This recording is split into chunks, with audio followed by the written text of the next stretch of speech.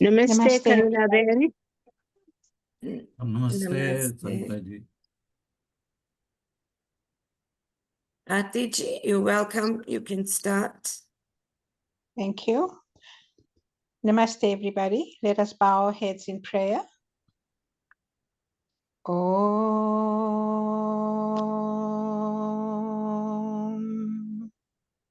Om.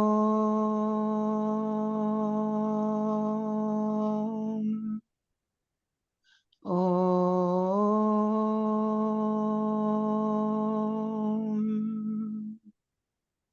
Om Bhurбhuvasvaha Tatsaviturvarenyam Bhargo Devasya Dhimahi Dhiyo Yo Na Prachodayat.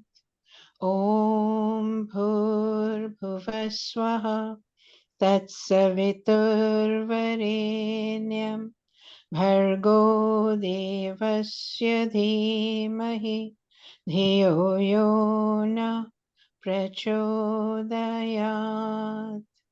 Om Bhurбhuvasvaha Tatsaviturvarenyam Bhargo Devasya Dhimahi Dhiyo Yo Na Prachodayat.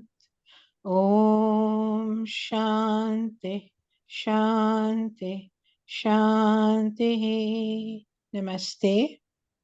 Namaste to all our participants and a warm welcome to our Back to the Vedas lecture.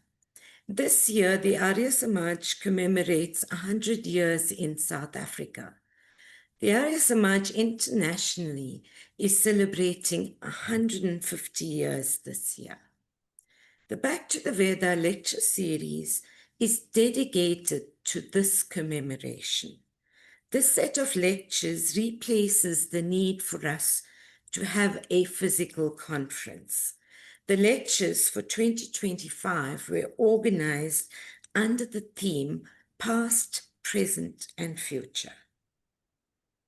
While South Africa celebrates the 100 years of existence, it's very important for us to look ahead and plan for the next 100 years. For those of you who do not know me, I'm Karuna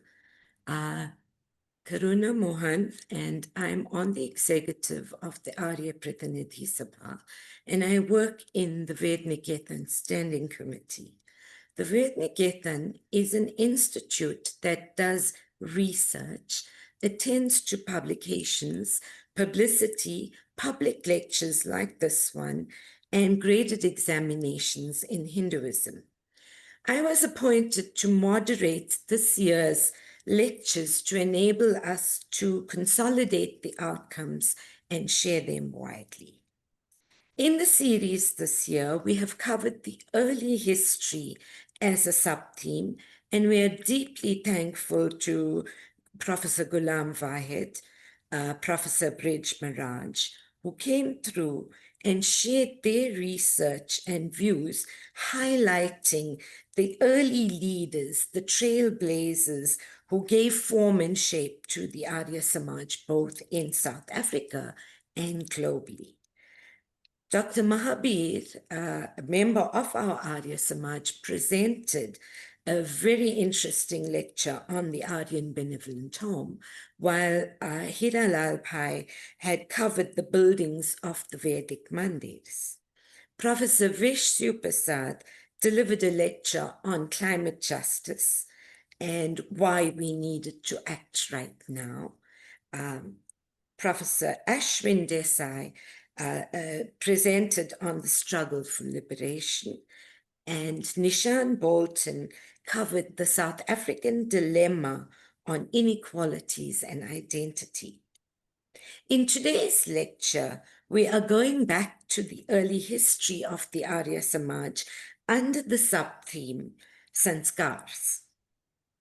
And we're taking a deeper look from inside the Arya Samaj, covering the period 1900 to 1960 of who were the early Vedic priests, what did they do.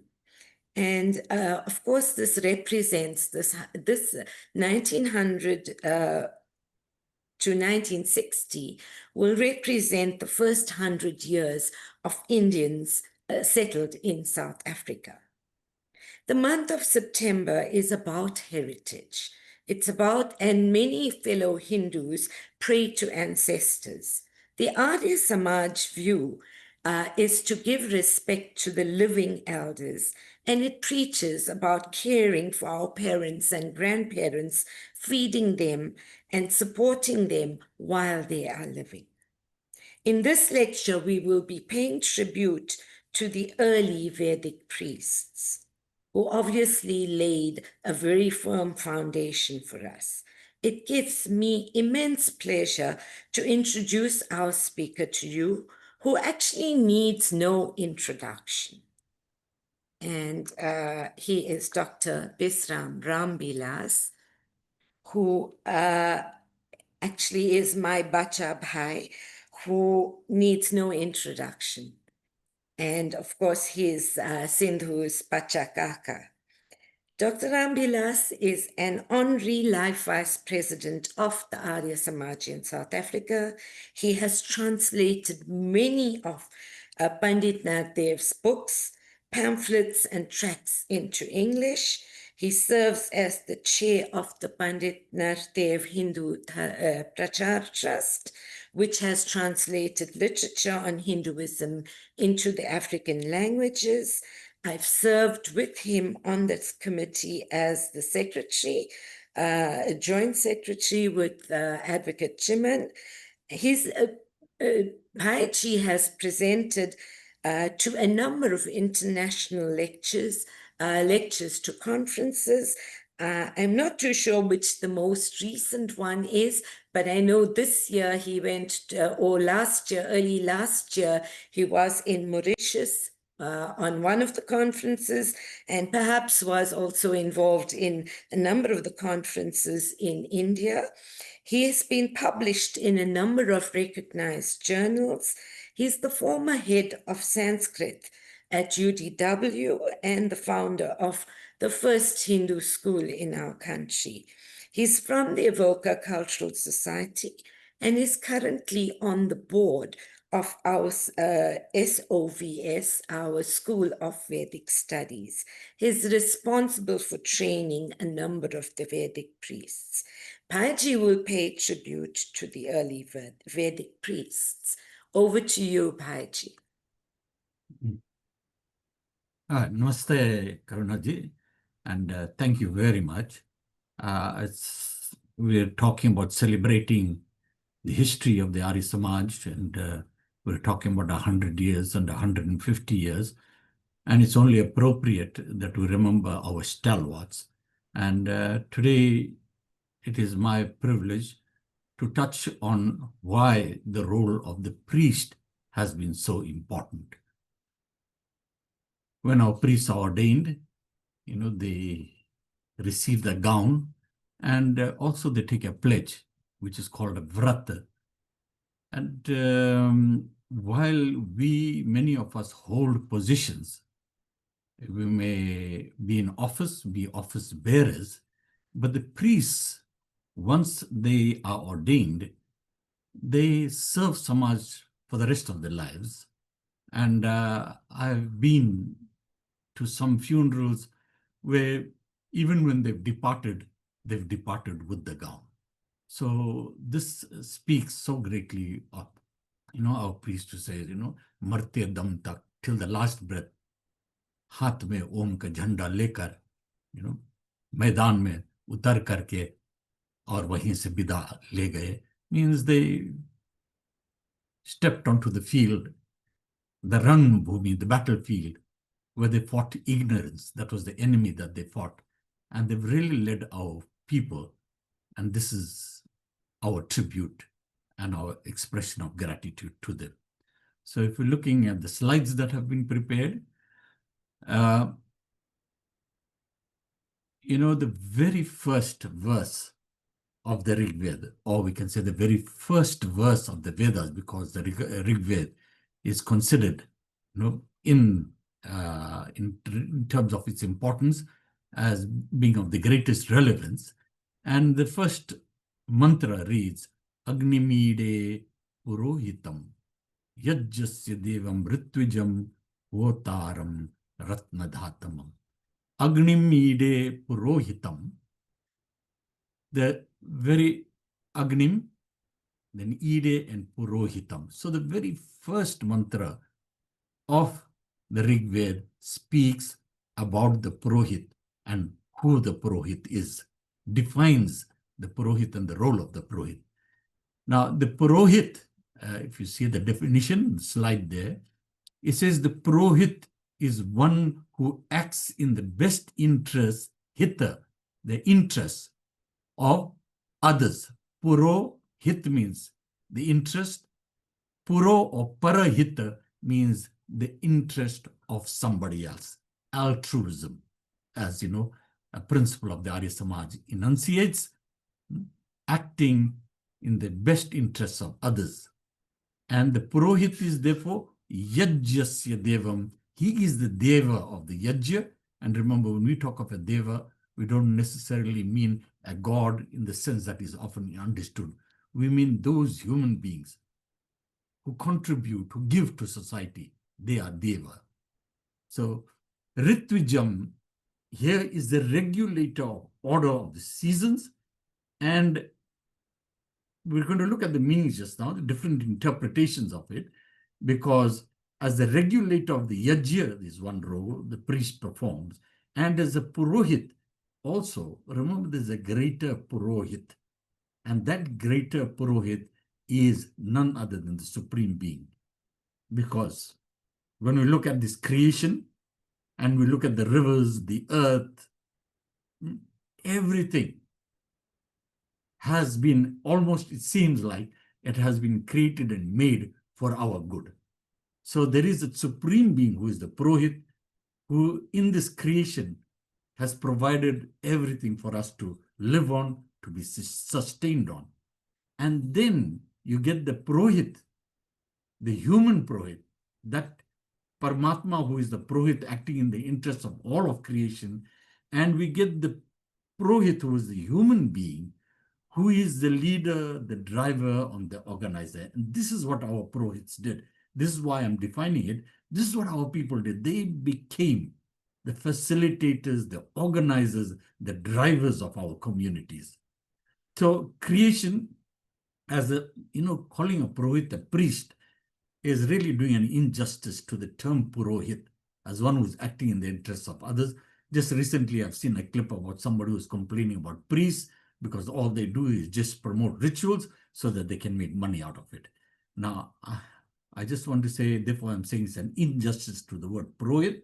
Our Purohits do not come anywhere. At times we've actually had debates about whether we should be, stipulating charges and so on. And our priests have always said in one voice, no, never. Says, if we receive anything, it's fine. If we don't, that's okay. So this is our Purohits, and that's why we are so tremendously proud of them.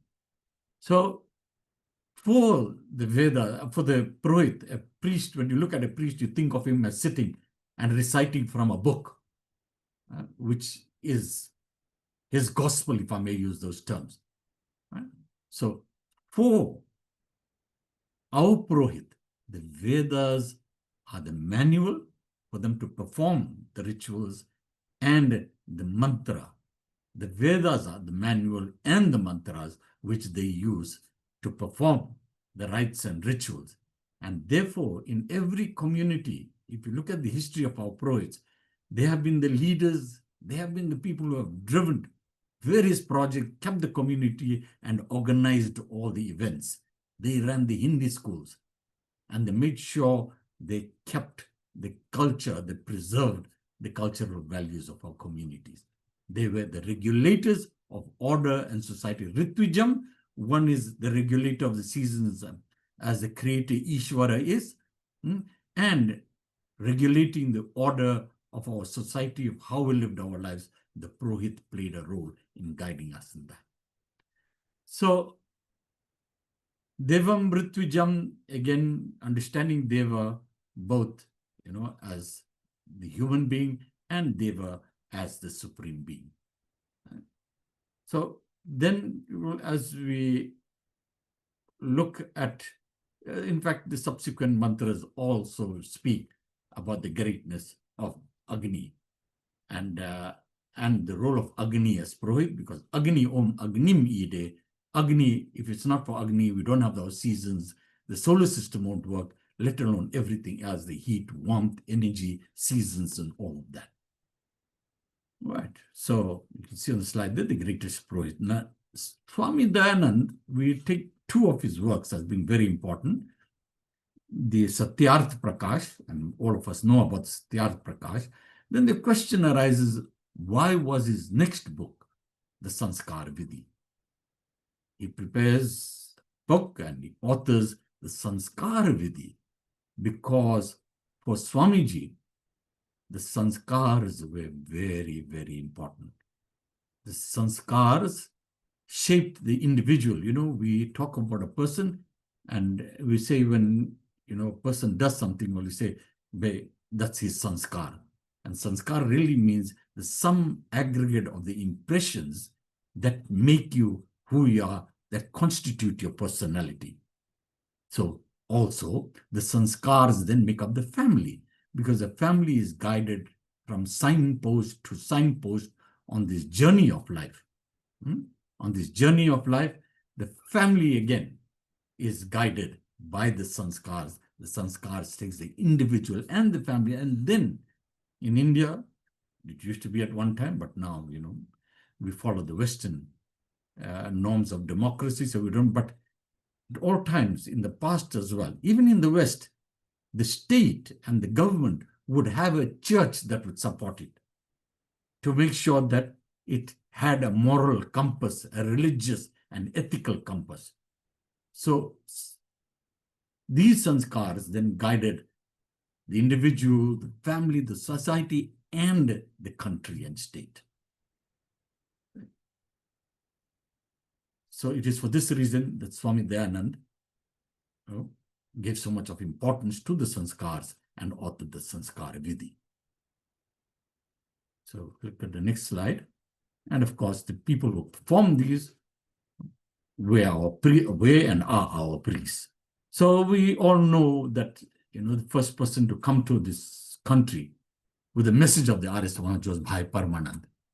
And if you look there, Bhai Parmanand came here, as he became popularly known as a political activist who engaged in armed resistance in India. His family were known to have actually, in the homes and whatever, meetings they had, they actually, this is not too much of a Gandhian view, but they actually engaged in an armed resistance where they actually manufactured weapons and things like that.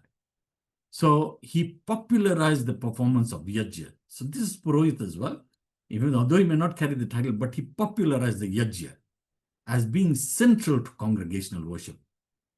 In South Africa, and also, he brought everybody together and taught them that the Yajna was something around which people came together, gathered, and galvanized to come together and fight a cause. So he established also young men's, like we get the Christian Young Men's Association. Here we had the Young Men's Hindu Associations. He created many of these. And even in Pietermaritzburg, there's still a temple there that carries a tribute to him. He was followed by Swami Shankaranand. Again, remember these, I'm listing them here because these are our earliest Pandits that taught and popularized the performance of the Yajna. So Swami Shankaranand was very good at mass mobilization. And that is why he has this, our people were engaging in Muharram and Tajia. And he said, no, come on now, why must you do that? We've got Rath Yatra, and in this Ratha he placed a murti of Ram, right? So there was a figure of Ram, And he used that for Rath Yatra to dissuade our people from participating in Tajia and Muharram, or not just because they should not just engage in it because it was a Muslim observance, but because they were losing their own identity.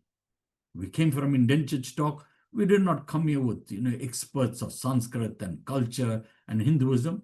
We lived by whatever meager means we had, and unfortunately, we became victims to proselytization, Christian and Muslim evangelism. So they were purohits. They were real purohits. Literally, they performed the physical yajna. Then in the spiritual yajna, they taught us, to have confidence, to build our own self-esteem.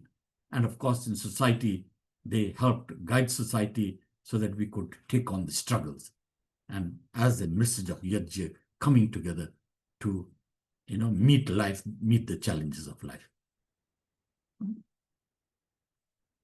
Now, in 1905, they were here, and for the 10 years, you find the Shankaranand and the India, we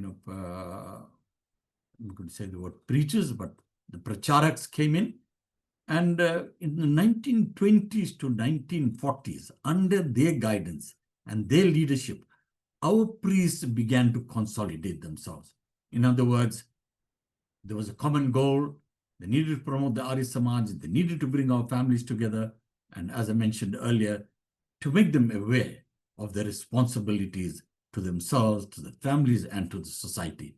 And this is where then Swami Bhavani Dayal, you all know about Swami Bhavani Dayal. He was our Pandit first. He was the first president of the Arya Pratinidhi Sabha. He went to India on several occasions. Say, this is the role of a Purohit now. Not just performing, he performed the first wedding here. Right? And he not only performed the yajnas, but carried that yajna to a higher level, took it to the political level, went to India, met Sarojini Naidu and others, and presented the case of South Africa. And Sarojini Naidu and others then took it to the United Nations. Then we had people like Pandit Ishwar Singh. Ishwar Singh was a really great stalwart, originally from the Gillits area and settled in Port Shepstone. The family then became leaders in the Arya Samaj. And we have Pandit Shivratan. And when Pandit Shivratan was ordained as a Vedic priest, it caused such a hangama, so much of debates, and it became news because the Orthodox, priests and those organizations are subscribed to, Hindu orthodoxy. They were furious that here you are, the Arya Samaj ordained somebody who was supposed to be of a lower caste, into the order of a Brahman or a priest. Right? But that is the true meaning of a Brahman, somebody who taught, people who taught Hindi, led our community, brought knowledge of Vidya to them. They were our Brahmins. Right? So going further, now looking at the most structured teaching of Hinduism and the role our priests or Purohits played in it, in 1975, we find I've been looking, and with the help of Sindhu, we've been looking at all our past records, annual records, AGM reports and meetings, the brochures that were produced, and we find that in 1975, there was a course that was conducted that was called Dharmik Shreni. Dharmik means based on Dharma. Shreni means a grading or a class. And it was a conceptual forerunner to the School of Vedic Studies. So even before the School of Vedic Studies, we find a similar kind of work being done. And it was conducted by Pandit Ramdat. And it was an 18-month priest training at the APS on Saturday afternoons from 2 o'clock to 4 o'clock. And the three components were: one, Vedic principle of Vedic studies. Then there was Mantra Ucharan. And third was the practical, the actual method of performance and being skilled, acquiring the skills of being able to perform the sanskar and the yajna in a dignified way So people understood it and were able to become a part of the ceremony. So as early as that, it counts from 75 till now. How many years would that be? I think almost about 50 years again, where the actual, it was being done, but probably informally, but with a structured system in 1975. Right? Go on. Yeah. Then in 1975 as well, people were very proud about this because, we've been leading the world when it came to this. First female priests were ordained. And they were Pandita, well, we now call all Pandit, but then Pandita C. Padarat, Pandita D. Siupal Padarat, you all know Pandit Padarat as well, used to be in the Ved Mandir all the time, making sure that everything was done meticulously. And his wife was Pandita Padarat, mother of Usha Devi Prasad, who's late now, and Prakash Devi Prasad, Vishwani and the family. Then Pandita D. Siupal's from Verulam.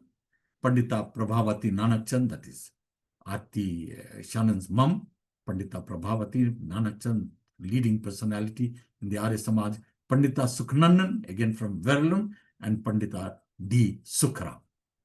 So they were ordained during the Samaj's centenary celebrations. And what a way to mark the centenary celebration. Eh?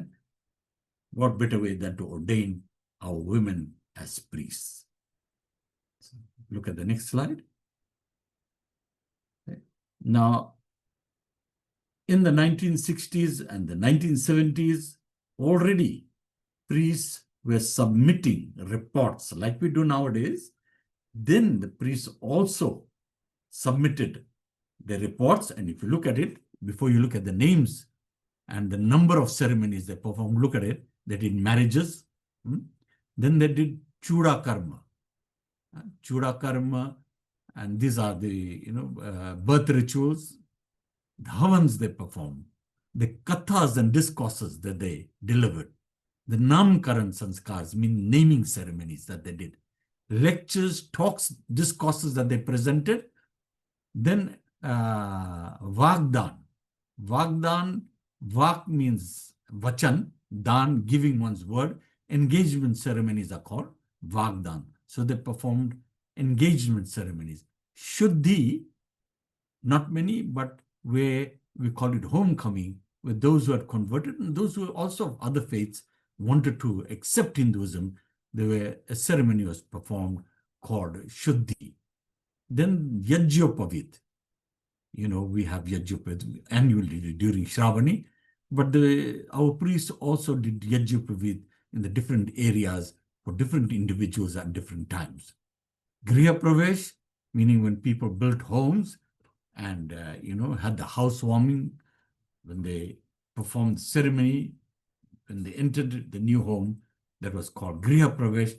And you can see it may have been done as little prayers, but where they actually called priests, we have it even recorded there. And Jat Karma, when there was a baby born, the ceremonies that were performed. And you can see Panditji, Pandit Nadev's name there, and the number. I'm not going to read all of them out, but at a quick glance, you can see the number of these ceremonies or sanskars that were performed. Jagmohan Singh, Pandit Jagmohan Singh, well-known Peter Maritzburg, and there you are, the number of sanskars that he performed, the lectures that he delivered. Pandit T. Papa and Pandit B. Partab. And Deonarayan from the Westville area, Westville Arya Samaj, which was later on the building became the Westville Hindu School. Deonarayan Westville, leading figure. And look at that. The havans he performed 96. 10 marriages and several other sanskaras that they performed. And let's look at some of the others. Remember, we're paying tribute to the early priests.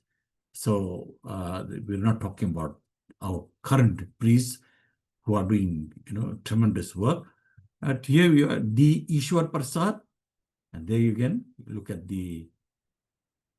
where it's M, it means many. It means they didn't keep an account of it. Various kathas and all of that.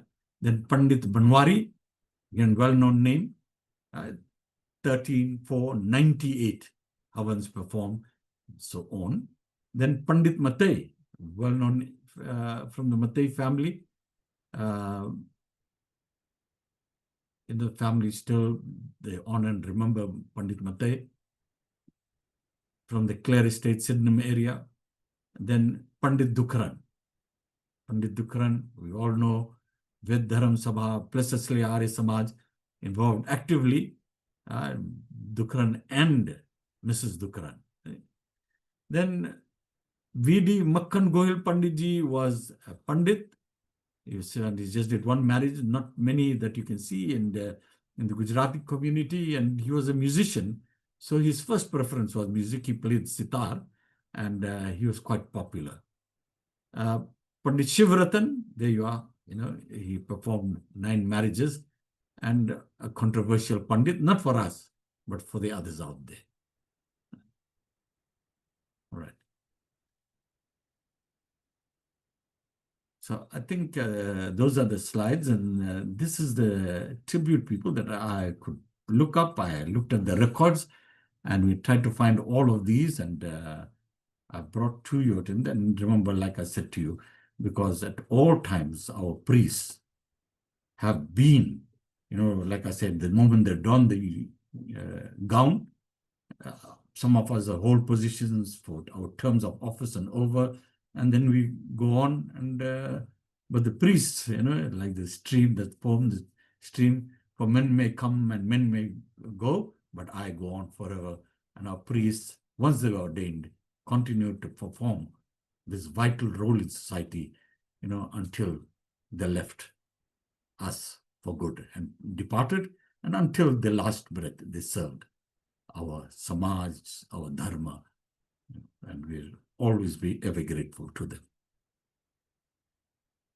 Okay, Karunaji, I hope that did some justice to our Thank topic. you very much, Paji. And friends, I think, memories are important, but evidence which Paji researched and brought through is equally important. And obviously, this is not a full listing Yes. of all the priests. So, Kishore Bhai, we welcome you to this session. Your father did quite a bit. Rekha, we welcome you. Your uncle did a lot as a priest also. This was just a sample so that we could pay tribute overall to all the priests that did work. I think if we had to go to each affiliate, we would find that the same in terms of Pandit Arim Singh or Pandit Bukhan would come through. So there are a number of other priests, and we'd encourage everybody to actually send in information about their families, their affiliations, and what the priests actually did, so that we could actually keep it for record purposes, but also for the new generation of priests to actually learn. I'd like to open up for anybody who'd like to share some ideas and have some discussion, make some comments. I know there's a number of people who are priests or who are ready to be priests and may want to ask some questions. But before they do that, Bhaji, I remember a record that existed with the mantras being put on. Do you remember it? Yeah, I did listen to it. Tell us something about it. Yeah, it was recorded in Westville by Narayan Rao. Narayan Rao was in Westville. He was a very prominent family there. And he actually recorded the Ishwar Upasana. This is an amazing gentleman. So he recorded, and while he was with the Arya Samaj, also he worked. Then, like a lot of our priests have done, they also try to keep those who followed the other ways of worship, etc. And he has also produced recording a song called Jai Jai Jai Hanuman Baba, based on a then Bollywood tune. He took it, he set it to music, and he produced it because our people believed in Hanuman, turned to Hanuman, and he used that to slowly attract them and draw them to the Arya Samaj. Thank So you, Narayan Bhaji. Rao, yes, Ishwar Upasana first recorded 45 RPM. Yes. I remember winding up the gramophone to hear it. I don't know And if by the anybody else way, as well, if you have any recollections of anything like that, please do let us know. yes. The Prisha Bhogal, I don't know if she'll say, thank you. I don't know Prisha is if you joining want us to all the way say from something, Germany. Krisha, please go ahead. Everybody knows I have a quick question. I'm not sure if I didn't understand, or it's a lot of new information as well. But you mentioned about the formal training starting in 1975, I think. Yes. Prior to that, how did the priests have their training, and how did the Samaj actually recognize priests prior to 1975? Yeah. Bhaji, we have another question from Aarti. Let's take that one and then we can deal with the questions. Aarti, Okay. please go ahead. No, sorry, it's not a question. I was going to ask the same type of question as well. Sorry. Okay, All right. so it is the same question. Bhaji, Yeah. what happened before 1975? Yeah. Oh, yes. Like Pandit Nainaraj. If you all know about the Aryan Benevolent Home, three, Satyadev, then Nainaraj, S.L. Singh. So Nainaraj taught Pandit S.A. Naidu and his generation of priests. Right now, we're talking to even before Pandit Naradev. See, so they provided training, but it wasn't a formal kind of oral exam and theory exams like we have now. Proper structured exams with moderators and all of that. It was an informal training. They recited the mantras, and even Panditji did that in the early days. Recite the mantras, the others would recite it, after them. And from the earliest time, because there were lots of priests that were trained and did this work, and that's a very important question. Where and how did they train? Okay?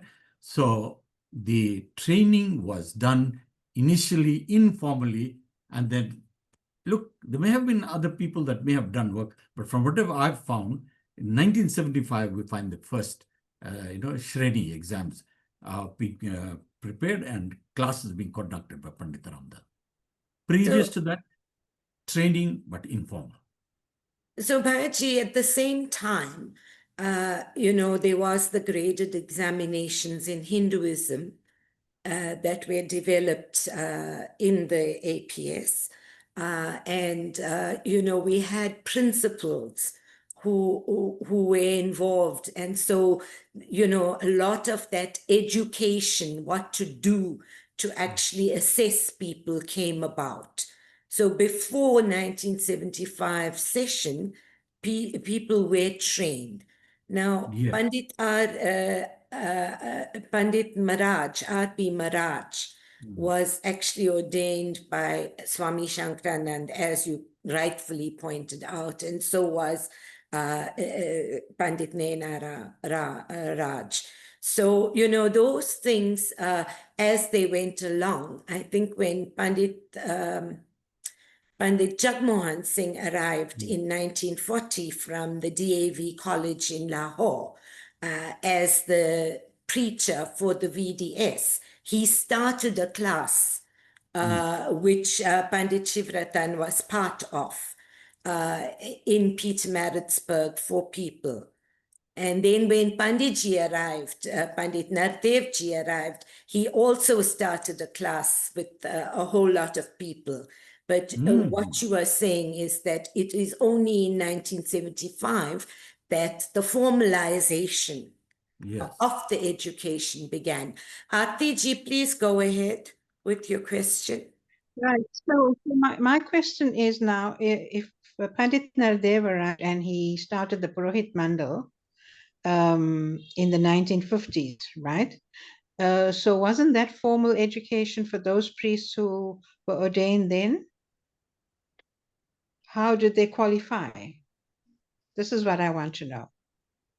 We'll have to look at the minutes of the Vedic Purohit Mandal, and those who actually understand Hindi will have to read it and interpret it, because that's what we did with the Ved Ramsabha minutes.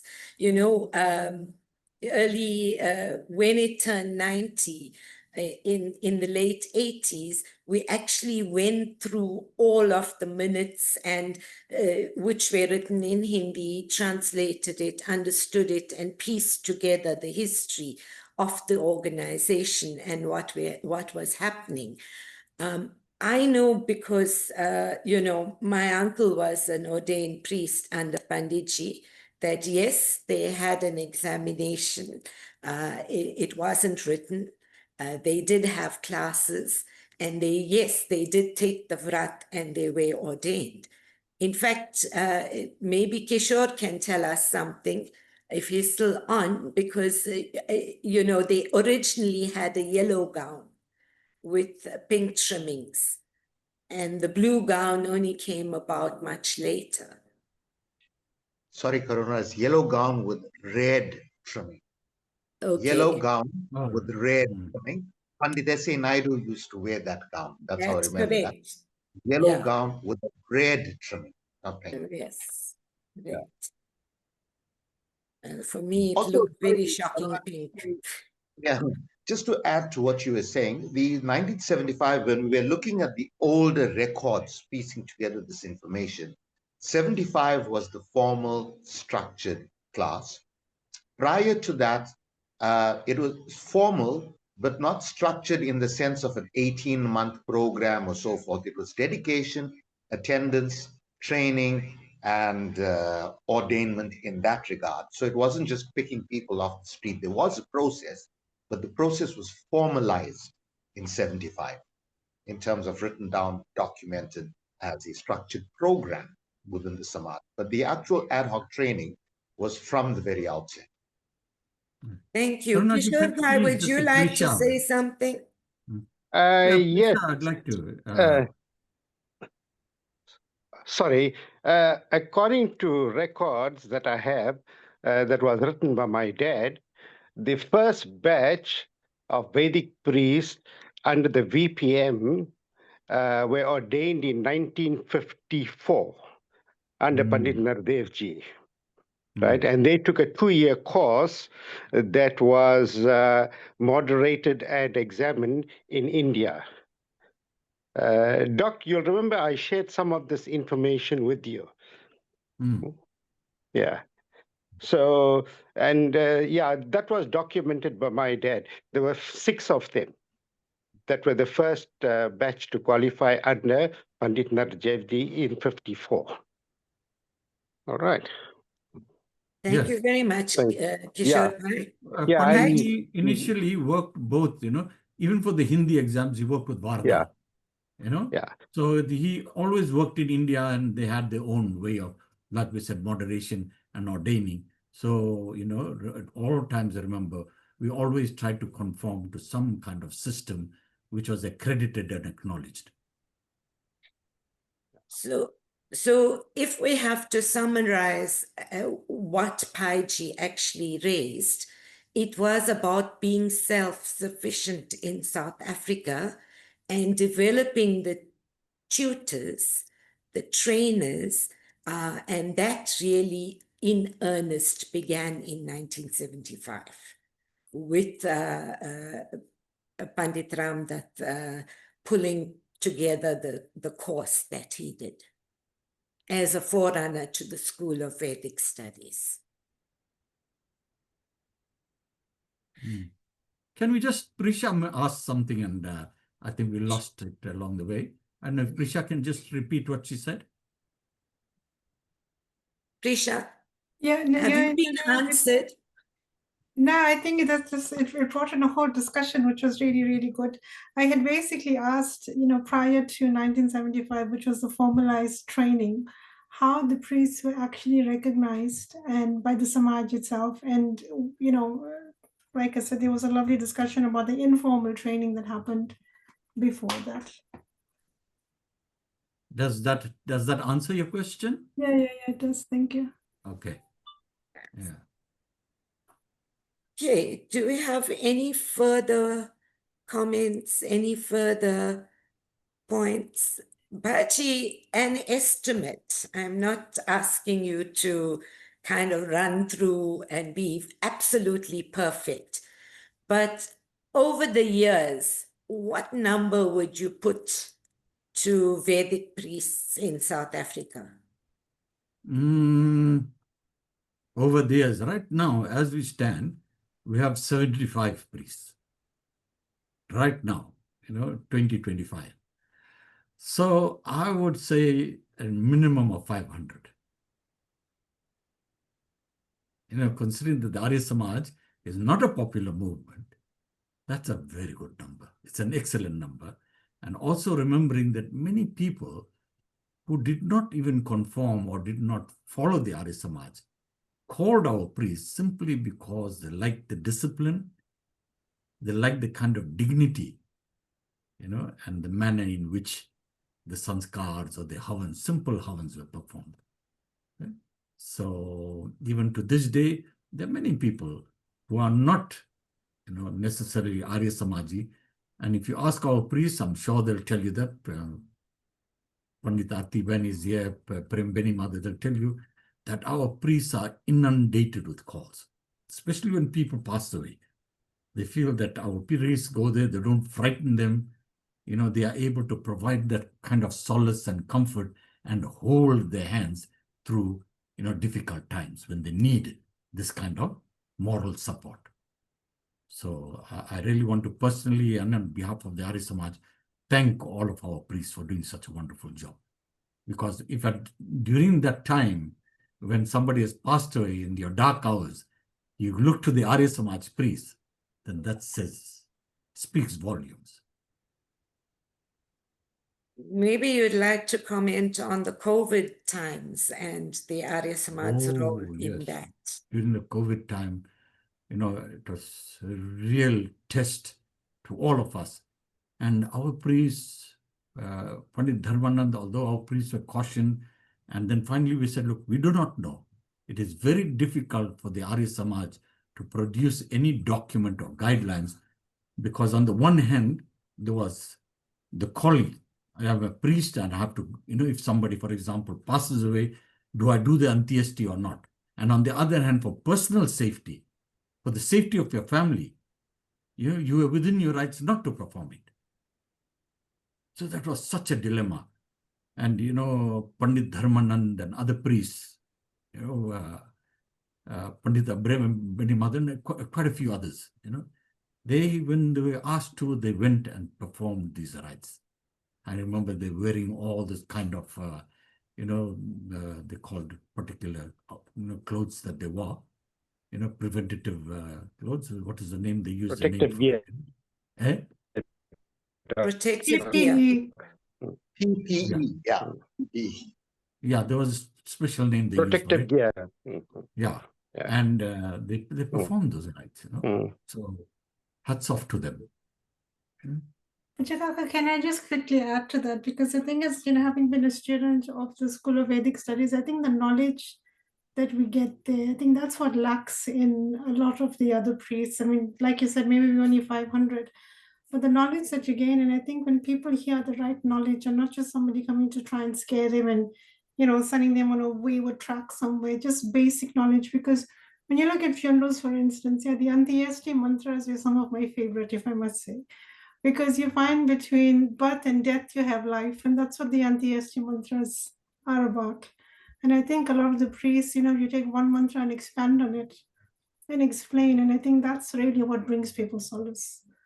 And, with the School of Vedic Studies, I must say, when you truly understand this, the beauty of the mantras, the meaning of it. And I think that's really what makes our priests stand strong. Yeah. And, life is a journey. And we call it rites of passage. Our sanskaras are rites of passage, meaning that we're on this journey. And each time we come across a crossroad, what do? You know, we have a GPS, a global positioning system. And what do? At the beginning, when you start off, you know, your GPS asks you for your destination, you know, and then we set our destination. When we start our yajna, we say Om Amrito Pastaranamasi, Om Amrita.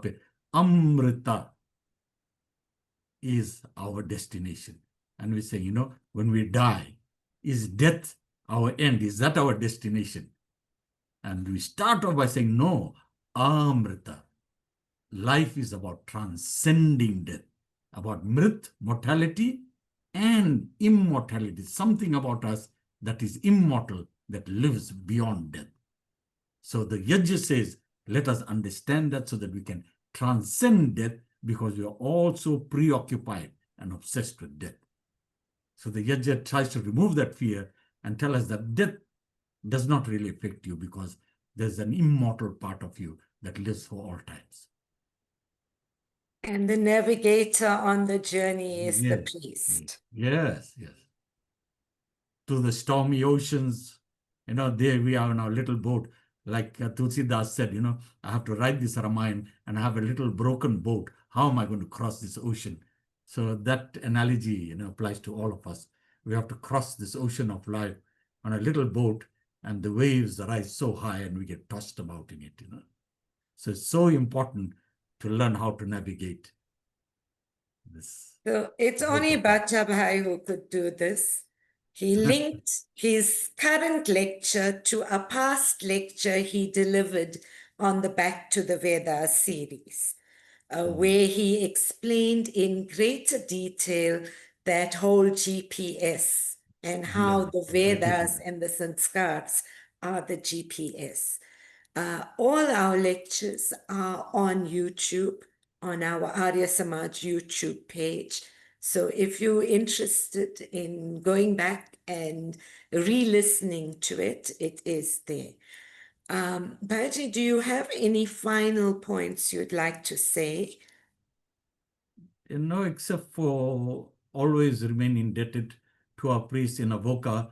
We had Pandit S.A. Naidu. So personally, as a child, when I attended the satsang, he was a very stern Pandit, you know, and he made sure he'd teach us and then he'll ask us. And if we didn't answer correctly, then we'd be scolded. And but we attended every week, and I learned my yajna from him performance. So I'm always indebted to the Purohits. If today we are where we are, it is they guided our families and our society. You know. He taught Thank you, Hindi. Bhaji, for an excellent tribute to the founders of the Arya Samaj, but all in South Africa, but in particular to the Vedic priests who actually set those foundations. Friends, we've come to the end of this lecture. Our next two lectures are also going to be around the sub-theme of sanskars. And the next lecture will be on Wednesday, the 15th of October at 7 p.m. And it will be delivered by our chairperson of the Vedic Purohit Mandal, Pandit Yuvesh Sundar, and it's going to be on Vedic rites as practiced in South Africa. Our last lecture for this year is going to be in November, and that will be on the professionalizing of the Vedic priesthood, which Pandit Kiran Satgur will deliver. So it brings us to a nice rounded end to our 100th anniversary celebrations. 1975, we ordained the women priests first in the world, and come 2025, our 100th anniversary celebration, we will be announcing the professionalizing of the priesthood, that is the Vedic priesthood. So with that, I'd like to thank all of you for attending, and also Bhaiji for having researched together with Sindhu, who did quite a bit of work rummaging through the archives, looking for the information for this lecture. Thank you for all the excellent work you've done, Bhaiji.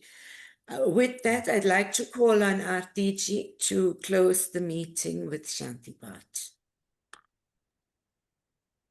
Thank you, Karuna. Let us all say Shanti Path together. Om Dhyo Shantirantariksham Shanti Prithivi Shantirapa Shantir Oshadaya Shanti Vanaspatayah Shantirvishwe Devah Shantirbrahma Shanti Sarvam Shanti Shantireva Shanti Sama Shantiredhi Om Shanti Shanti Shanti. Namaste, and thank you, Dr. G, Oh, for that thank you, wonderful lecture. Thank you. Okay. Well done, Bhaiji.